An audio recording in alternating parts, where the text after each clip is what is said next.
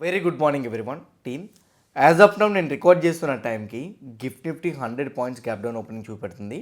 Silver 15% almost crash అయింది. And same time వచ్చేసరికి US మార్కెట్స్లో బిగ్ ఫాల్ అయితే కనిపిస్తుంది.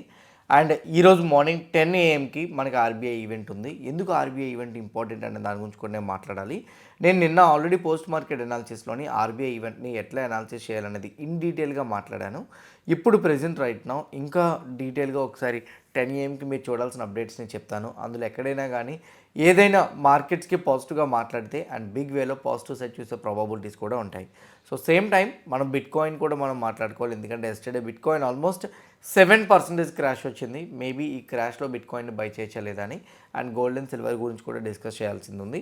ఇవన్నీ మాట్లాడదాం. వీడియో ఎండింగ్ వరకు చూడండి. అట్లనే వీడియో చూస్తునేటప్పుడు ఏ పాయింట్ ఆఫ్ వ్యూలో అయినా కానీ మీకు అనాలిసిస్ హెల్ప్ అయిందని కానీ మీరు అనుకుంటే డెఫినెట్గా వీడియోని లైక్ చేయండి. ఛానల్ని ఇంకా సబ్స్క్రైబ్ చేసుకోకుండా వీడియో చూస్తూ ఉంటే ఛానల్ కూడా సబ్స్క్రైబ్ చేసుకోండి. నా first one, last night US మార్కెట్స్లో ఏం జరిగిందన్న దగ్గర నుంచి స్టార్ట్ చేద్దాం. లాస్ట్ నైట్ యూఎస్ మార్కెట్స్లో ఏం జరిగింది? డౌ జోన్స్ చూస్తే అప్రాక్సిమేట్లీ 592 పాయింట్స్ నెగిటివ్లో క్లోజ్ అయింది, ఆల్మోస్ట్ 1.2%.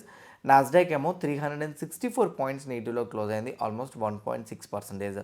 నిన్న యూఎస్ మార్కెట్స్లో సడన్గా అంత బిగ్ డ్రాప్ రావడానికి రీజన్ ఏంటి? ఫస్ట్ వన్, ఎస్టర్డే వాళ్ళకి వచ్చిన macro economic data points. Yesterday jobless claims డేటాలో లాస్ట్ టైం వాళ్ళ నెంబర్ 209K అయితే ఎక్స్పెక్టేషన్ 212K నుంచి 214K, నెంబర్ ఏమో 231K అయితే మాత్రం వచ్చింది జాబ్లెస్ క్లెయిమ్స్ డేటా. అంతేకాదు నిన్న వాళ్ళకి జాబ్స్ ఓపెనింగ్ డేటా వచ్చింది. జాబ్స్ ఓపెనింగ్ డేటాలో 6.928 మిలియన్ ఉంటే నెంబర్ 7 to 7.2 మిలియన్ ఎక్స్పెక్టేషన్ ఉంటే 6.542 మిలియన్ వచ్చింది. నెంబర్స్ అన్నీ కూడా ఎక్స్పెక్టేషన్స్ కన్నా తక్కువగా రావడంతో నిన్న యూఎస్ మార్కెట్స్లో డ్రాప్ అయితే మాత్రం మనం చూడగలిగాం. బట్ కాకపోతే యూఎస్ మార్కెట్స్కి ఫేవరబుల్గా ఒకటి జరుగుతుంది. అదేంటంటే డాలర్ ఇండెక్స్ స్ట్రెంగ్తెన్ అవ్వడం. స్లోగా డాలర్ ఇండెక్స్ అనేది స్ట్రెంగ్తెన్ అవుతుంది. 110 నుంచి ఆల్మోస్ట్ 97 వరకు డ్రాప్ అయింది. డ్రాప్ అంటే స్ట్రెంగ్తెన్ అవ్వడం, పెరిగితే వీక్ అవ్వడం అనమాట. యూఎస్ డాలర్ ఏదైతే స్ట్రెంగ్తెన్ అవుతుందో దీనివల్ల మోస్ట్లీ గోల్డ్ అండ్ సిల్వర్ కూడా డ్రాప్ అవడానికి అవకాశాలు ఎక్కువగా ఉంటాయి. ఎందుకంటే నేను మీకు క్లియర్గా చెప్తాను, డాలర్ స్ట్రెంగ్తెన్ అవుతునేటప్పుడు రేట్ కట్స్ అనేది చెయ్యరు. ఇంట్రెస్ట్ రేట్స్ కట్ చేయకుండా ఇంట్రెస్ట్ రేట్స్ని పెంచుతుంటే పీపుల్ సిల్వర్స్ని గోల్డ్స్లో ఇన్వెస్ట్మెంట్ చేయరు. బికాజ్ సిల్వర్ మీద ఇంట్రెస్ట్ రాదు కదా, గోల్డ్ మీద ఇంట్రెస్ట్ రాదు కదా. సో దానివల్ల సిల్వర్ అండ్ గోల్డ్ మీద ఎవరు కూడా ఇంట్రెస్ట్ చెయ్యరు. కాబట్టి మోస్ట్లీ వాళ్ళ యొక్క ఇన్వెస్ట్మెంట్స్ని గోల్డ్ అండ్ సిల్వర్లో ప్రీవియస్గా చేసినవి తీసేసి వాళ్ళ యొక్క ఇన్వెస్ట్మెంట్స్ని మోస్ట్లీ బాండ్స్లోని, డాలర్ ఇండెక్స్లోని ఇన్వెస్ట్మెంట్ చేయడానికి ప్రయత్నిస్తుంటారు. ఇది one of the major reason gold and silver బేజర్గా ఫాల్ అవ్వడానికి. హోప్ దీని మీద ఒక క్లారిటీ ఉండే ఉంటుంది. సెకండ్ వన్ వచ్చేసరికి ఇంకోటి ఏంటంటే యూఎస్ మార్కెట్స్ కరెక్షన్ అవ్వడానికి నిన్న గూగుల్ రిజల్ట్స్ అయితే మాత్రం వచ్చినాయి. అండ్ గూగుల్ రిజల్ట్స్ అయితే మాత్రం ఏదైతే వచ్చిందో ఆ గూగుల్ రిజల్ట్స్లో ఎక్స్పెక్టేషన్స్ తగ్గట్టుగా అయితే మాత్రం నెంబర్స్ అయితే మాత్రం రాలేదు. So that is one of the point. Next one వచ్చేసరికి అమెజాన్ రిజల్ట్స్. ఈవెన్ అమెజాన్ రిజల్ట్స్లో కూడా నెంబర్స్లో అయితే మాత్రం ఆల్మోస్ట్ మార్జిన్ గైడెన్స్లో కానీ లేకపోతే ఎక్స్పెక్టేషన్స్ తగ్గట్టుగా కూడా రాలేదు. అందుకోసం ఈవెన్ ఇండెక్స్ ఫ్యూచర్స్ కూడా డ్రాప్ అవుతుంది. గూగుల్ మార్కెట్ అవర్స్లో 6% డ్రాప్ అయితే మార్కెట్ అవర్స్ తర్వాత ఇంకో 8% డ్రాప్ అయింది. అందుకే నాస్డాక్లో కూడా ఫ్యూచర్స్లో 100 పాయింట్స్ నెగిటివ్, డౌ జోన్స్లో 63 పాయింట్స్ నెగిటివ్ అయితే కనపడుతుంది. ఒక పక్క యూఎస్ మార్కెట్స్ నెగిటివ్, ఇంకో పక్క యూఎస్ ఫ్యూచర్స్ కూడా నెగిటివ్. కాబట్టి నెక్స్ట్ ఓపెన్ అయ్యే మార్కెట్స్ కూడా మోస్ట్లీ నెగిటివ్గానే ఇంపాక్ట్ చేస్తాయి. దాని ప్రకారంగా చూస్తే Asian markets as of now అన్నీ కూడా రెడ్లో ట్రేడ్ అవుతున్నాయి, అంటే బీరిష్లో ట్రేడ్ అవుతున్నాయి. ఈవెన్ ఎస్టర్డే యూరోపియన్ మార్కెట్స్ కూడా నెగిటివ్లోనే క్లోజ్ అయినాయి. Because euro area interest rate decision వాళ్ళదైతే మాత్రం అన్చేంజ్డ్గా ఉండడంతో నిన్న యూరోపియన్ మార్కెట్స్ అన్నీ కూడా నెగిటివ్గానే కరెక్షన్ అయినాయి. మరి గిఫ్ట్ నిఫ్టీలో ఏం జరుగుతుంది అన్న దాని గురించి చూసుకుంటే కరెంట్లీ గిఫ్ట్ నిఫ్టీ అయితే 25,624 దగ్గర ఓపెన్ అవుతున్నట్టు చూపెడుతుంది. 25,717 yesterday closing price. So gift Nifty అయితే మాత్రం currently gap down opening approximately 90 points to 100 points gap down opening కనపడుతుంది. ఎప్పుడైనా ఇలా గ్యాప్ డౌన్ ఓపెనింగ్స్ కనిపిస్తునేటప్పుడు లేదా గ్యాప్ అప్ ఓపెనింగ్స్ కనిపిస్తునేటప్పుడు సో మీరు కన్ఫర్మేషన్ తీసుకోవాలనుకుంటే ఏడిఎస్ని చూడండి, అంటే మన ఇండియన్ స్టాక్స్ అమెరికాలో ట్రేడ్ అయినవి. వాటి ప్రకారంగా చూసుకుంటే Infosys 0.36% positive, Wipro negative. Banking స్టాక్స్లో ICICI bank flat with negative, HDFC bank flat with positive. ADS అన్నీ కూడా బిగ్ ఫాల్ అయినట్టయితే మాత్రం కనిపించట్లేదు, కేవలం న్యూట్రల్లో క్లోజ్ అయినాయి, అంటే అన్నీ కూడా మిక్స్డ్లో క్లోజ్ అయినట్టు కనపడుతుంది. మరి చూడాలి గిఫ్ట్ నిఫ్టీ ఈరోజు మార్నింగ్ అవర్స్ దగ్గర నుంచి గ్యాప్ డౌన్ ఓపెన్ అయినట్టు టర్న్ అయిందా లేకపోతే ఏంటి అనేది మనం వెయిట్ చేసి చూసిన తర్వాత మనకు ఒక క్లారిటీ అనేది వస్తుంది. And more over gold and silver పరంగా చూసుకుంటే ఈరోజు గోల్డ్ ఆల్మోస్ట్ 2% డ్రాప్ అయితే సిల్వర్ 8.73% డ్రాప్ అయింది. ఇది కమోడిటీ ప్రైజెస్ పరంగా ఇవి పెర్ అవున్స్ గోల్డ్ అయితే మాత్రం. బట్ కాకపోతే మనకి మేబీ ఎంసీఎక్స్ ఫ్యూచర్స్లోని సిల్వర్ ఆల్మోస్ట్ 2.4 ల్యాక్ రేంజ్లో ఉంది కదా. సో మేబీ సిల్వర్ ఈరోజు 10% వరకు క్రాష్ చూసే అవకాశాలు అయితే మాత్రం ఉంటాయి. ఒకవేళ కానీ సిల్వర్ క్రాష్ అవుతుంటే ఏం చేయాలనే డౌట్ మీ అందరికీ వస్తూ ఉండొచ్చు. చాలామందికి నేను చెప్పాను ఎస్టర్డే అండ్ చాలాసార్లు కూడా చెప్పాను, ఇప్పటికీ చెప్తున్నా. సిల్వర్ ర్యాలీ అయిన వే చూడండి ఒక్కసారి. So last time silver rally అయినదైనా కానీ the way how it rallied also 2025 స్టార్టింగ్లో సిల్వర్ని మీరు చూసుకుంటే అప్రాక్సిమేట్లీ దీని వాల్యూ 30,000 అండ్ ఇప్పుడేమో ఆల్మోస్ట్ 1,22,000కి రీచ్ అయింది. ఇది నేను సిల్వర్ని సిఎఫ్డీస్లో చూస్తున్నాను, యూఎస్ డాలర్స్లో. సో ప్రెజెంట్ రైట్ నౌ ఏదైతే యాజ్ ఆఫ్ నౌ ఈ ప్రైస్ పెరిగిందో దీనివల్ల ఈ స్టీప్ కరెక్షన్ రావడం కూడా మంచిదే. అండ్ ఇంకోటి ఏంటంటే ఒకవేళ కానీ డ్రాప్ అవుతుంటే సిల్వర్ ఇంకా ఫర్దర్గా సపోర్ట్ లెవెల్స్ని బట్టి ఇన్వెస్ట్మెంట్ చేసుకోండి. 55కి వస్తే మాత్రం మోస్ట్లీ దీన్ని మీరు చూసుకోవచ్చు.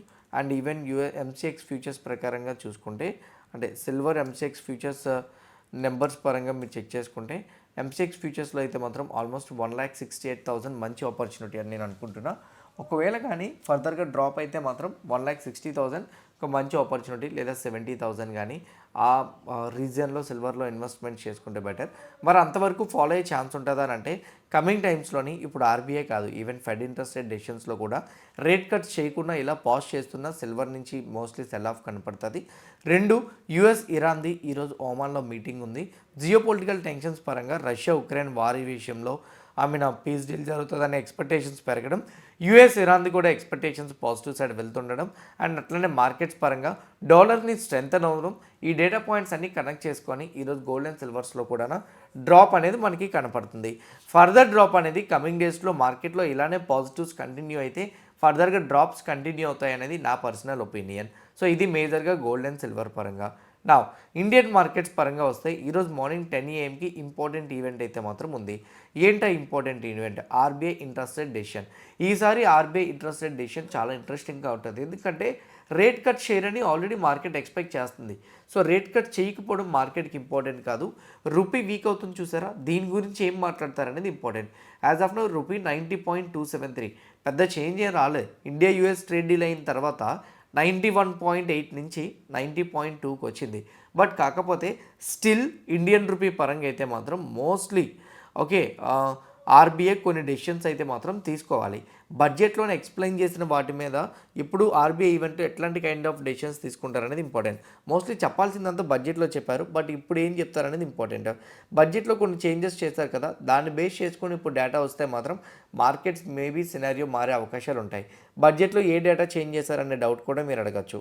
బేసిక్గా బడ్జెట్లో జీడిపిని క్యాలిక్యులేట్ చేసే వే ఏదైతే ఉందో, అంటే మీ అందరికీ తెలుసు కదా జీడిపిని బేస్ ఇయర్ 2014 to 15 ఉండేది ఎర్లీ ఇయర్, ఇప్పుడు 22 to 23 పెట్టారు.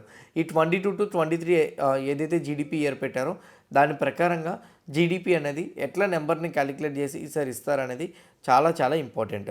తర్వాత బడ్జెట్లో ఇంకోటి కూడా చెప్పారు, ఇన్ఫ్లేషన్ పరంగా అయితే మాత్రం ఈ బేస్ ఇయర్ మారుతుంది కాబట్టి కోర్ ఇన్ఫ్లేషన్కి ఎక్కువ వెయిటేజ్ ఇస్తాము, ఫుడ్ ఇన్ఫ్లేషన్కి వెయిటేజ్ తగ్గిస్తామని చెప్పారు. లాస్ట్ 6 months ఇన్ఫ్లేషన్ అయితే 2% కన్నా తక్కువ ఉంది. సో ఇప్పుడు ప్రెజెంట్ రైట్నో వాటిని బేస్ చేసుకొని ఫుడ్ ఇన్ఫ్లేషన్ వెయిటేజ్ తగ్గిస్తే, కోర్ ఇన్ఫ్లేషన్ కానీ వెయిటేజ్ కానీ పెంచితే ఎట్లా మాట్లాడతారు అనేది కూడా important. That is the second point. Third one, బ్యాంక్స్కి లిక్విడిటీ సపోర్ట్ చేయడం కోసం ఓపెన్ మార్కెట్ ఆపరేషన్స్ని తీసుకొస్తారు. ఈ ఓపెన్ మార్కెట్ ఆపరేషన్స్ని తీసుకొచ్చినప్పుడు అండ్ ఆ సైజ్ ఎంత అంటే 2 lakh crore, 1 lakh crore, 80,000 crore దాని గురించి కూడా తెలియాలి. అలానే 10 year ఎక్స్పెక్టేషన్స్ కూడా 1 month 3 months అనేది కూడా మనకి తెలియాలి. And more over CRR SLR వీటి మీద మోస్ట్లీ తగ్గించరు, బట్ చూద్దాం. Cash reserve ratio last time అలానే చేశారు, రేట్ కట్ చేయకుండా క్యాష్ రిజర్వ్ రేషియోని కట్ చేశారు. ఈసారి క్యాష్ రిజర్వ్ రేషియో కానీ కట్ చేస్తే యాజ్ ఆఫ్ నో 3% ఉంది, దాన్ని కట్ చేస్తే మేబీ మార్కెట్స్ పాజిటివ్గా ఛాన్సెస్ ఉన్నాయి. క్యాష్ రిజర్వ్ రేషియోస్ అంటే బ్యాంకులు వాళ్ళ దగ్గర మినిమం ఉంచాల్సిన క్యాష్ 3%, ఎస్ఎల్ఆర్ అంటే 18%, అంటే స్టాచ్యుటరీ లిక్విడిటీ రేషియో అంటే ఇంకో 18% అనేది ఇన్ టర్మ్స్ ఆఫ్ ఎసెట్స్లో, గవర్నమెంట్ ఎసెట్స్లో, బాండ్స్లో కానీ గోల్డ్స్లో కానీ ఇన్వెస్ట్మెంట్ చేసి పెట్టుకోవాలి. వాటిలో ఏదైనా చేంజెస్ని తీసుకొస్తే మాత్రం డెఫినెట్గా బ్యాంక్స్కి అది పాజిటివ్గా మారే ఛాన్స్ ఉంది. ఇవేమీ తీసుకురాకుండా అంత న్యూట్రల్గా మాట్లాడేస్తే మాత్రం మార్కెట్స్ కొంచెం వాలటైల్గా ట్రేడ్ అవుతుంది. సో ఇది ఆర్బీఐ ఈవెంట్ ప్రకారంగా అయితే మాత్రం. నా ఎఫ్ఐఐ అండ్ డిఐ డేటా ప్రకారంగా చూసుకుంటే ఎఫ్ఐఐ 2150 crores మార్కెట్లో సెల్ చేస్తే డిఐ 1129 crores మార్కెట్లో బై చేయడం జరిగింది. వాళ్ళు futures and option side build చేసిన డేటా ప్రకారంగా చూసుకుంటే ఎఫ్ఐఐ ఆన్ ఫ్యూచర్స్ 1.44 lakh పొజిషన్స్ని యాడ్ చేస్తే ప్రొప్రైటరీ ట్రేడర్స్ అయితే మాత్రం 1,32,000 పొజిషన్స్ అయితే యాడ్ చేయడం జరిగింది. FII and proprietary traders data ప్రకారంగా చూసుకుంటే యాజ్ ఆఫ్ నవ్ అయితే మాత్రం proprietary traders negative side turn అయ్యారు, కానీ ఎఫ్ఐఐ స్లోగా షార్ట్ కవరింగ్ని కంటిన్యూ చేస్తున్నారు. గ్లోబల్ పరంగా ప్రెజర్ ఉన్నా కానీ మన ఇండియన్ మార్కెట్స్ పరంగా అయితే మాత్రం ఆర్బీఐ ఈవెంట్ ఏదైనా కానీ మోస్ట్లీ నేను మీకు ఇప్పుడు చెప్పినవి ఎస్ఎల్ఆర్ గురించి, same time cash reserve ratio గురించి కట్ చేస్తున్న, ఓపెన్ మార్కెట్ ఆపరేషన్స్ గురించి మాట్లాడినా, కొత్త జీడిపి అంటే కొత్త బేస్ ఇయర్ మీద జీడిపి క్యాలిక్యులేషన్ చేయాలి కాబట్టి సో జీడిపి ప్రకారంగా చూసుకున్న వీటి బట్టి డెఫినెట్గా మార్కెట్స్లో మొమెంటం మారే అవకాశం ఉంటుంది. ఒకటి గుర్తుపెట్టుకోండి, ఈవెంట్కి ముందు కొన్ని సినారియోస్ జరిగితే మీకు గుర్తుండడం కోసం చెప్తున్నా.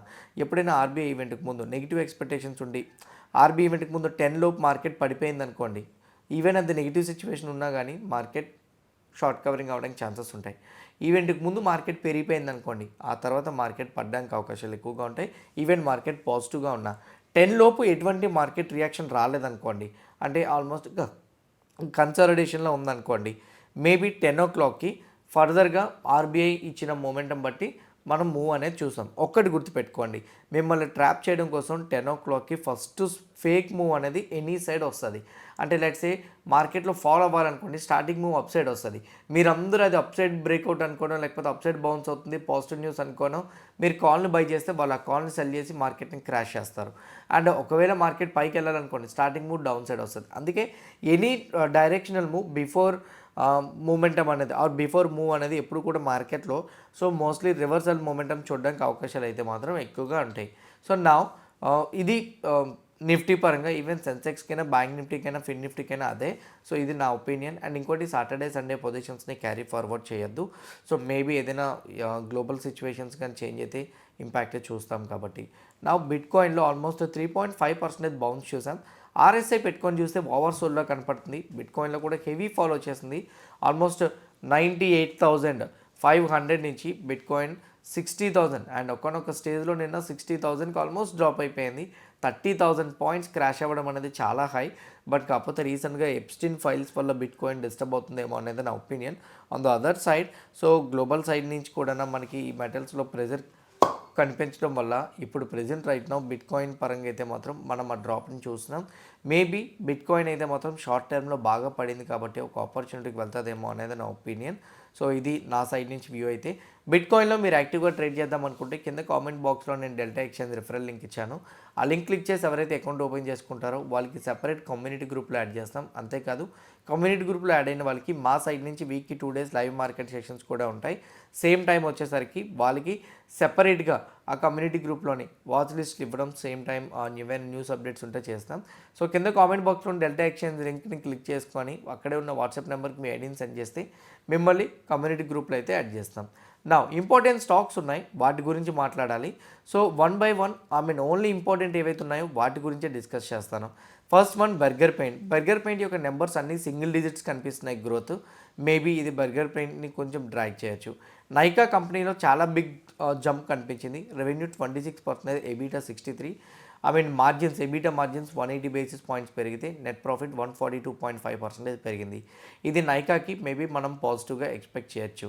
And on the other side Tata Motors personal vehicle, నాకు తెలిసి ఈ రిజల్ట్స్ నెగిటివ్గా వస్తుందని ఆల్రెడీ ఎక్స్పెక్టేషన్స్ ఉన్నాయి. ఎందుకంటే ఎప్పుడైతే సైబర్ అటాక్ జేఎల్ఆర్ మీద జరిగిందో ఇమీడియట్గా టాటా మోటార్స్ మీద ఎక్స్పెక్టేషన్స్ కూడా తగ్గిపోయినాయి. సో దాని ప్రకారంగా వీళ్ళది వచ్చే లాస్ అనేది అంటే ఈ క్వార్టర్లీ వీళ్ళు లాస్ పోస్ట్ చేశారు. రెవెన్యూ 25.8% డిక్లైన్ అయింది. ఎబిటా ఏమో 91% డౌన్ అయింది. మార్జిన్స్ వచ్చేసరికి 970 points డౌన్ అయింది. ఆల్రెడీ లీస్ట్ ఎక్స్పెక్టేషన్సే ఉన్నాయి కాబట్టి సో మేబీ ఎలా రియాక్ట్ అవుతుంది అనేది చూడాలి. నార్మల్గా అయితే బిగ్ ఫాల్ రాకూడదు.